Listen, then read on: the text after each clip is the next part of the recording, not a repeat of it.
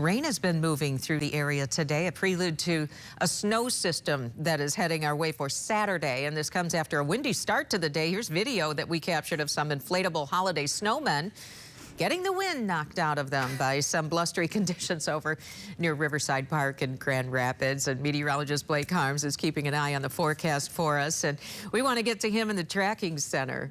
Yeah, Sue, lots of stuff holding on for dear life this morning as that cold front came through right around sunrise. We're now left with a few remnant rain showers mixing with snowflakes up in parts of Mecosta County, but the majority of this rain is moving east and is moving east quickly. Grand Rapids still seeing a few raindrops. Most of it is now in eastern Kent County, parts of Montcalm. Ionia soon to be receiving a few raindrops, and this will all be moving east. I think by the next hour or so, a lot of this will be east of our area. Will be left with dry conditions through the remainder of the day.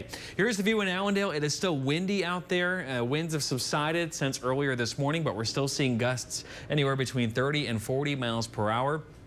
A few spots approached 60-mile-per-hour wind gusts as that cold front came through earlier today. Of course, that's ushered in cold temperatures. We're at 38 in Grand Rapids and Kalamazoo, 38 in Muskegon and Holland. We were close to 60 degrees overnight, and wind chills are even colder in the upper 20s to lower 30s. So it's feeling blustery out there. We'll continue to feel blustery through the remainder of the afternoon. Again, I think the rain's going to end here pretty shortly. We may see a few breaks in the cloud cover develop toward sunset tonight, which is coming at 5:26. Winds right now are sustained at about 20 to 25 miles per hour, but as we head into this evening, we'll see those winds relax pretty quickly, and it's set to be a quiet night. Now that's as we are in between two systems. The first low that moved through last night is moving now into Canada. We have this other one developing, delivering snow to parts of the southern plains that will be lifting up into the Great Lakes during the day tomorrow. That's set to bring a round of accumulating snow for much of the area. We'll show you how much to expect. We'll also show you how cool we're going to get during that time frame. That's in your 8-day forecast, Sue.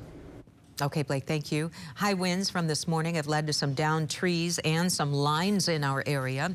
Here's video of one of our crews that shot in Walker on 10th Street between Maynard and Nixon Avenues. A tree was down in the road along with some cable lines. Consumers crews did respond, but we haven't heard anything about significant outages in that area.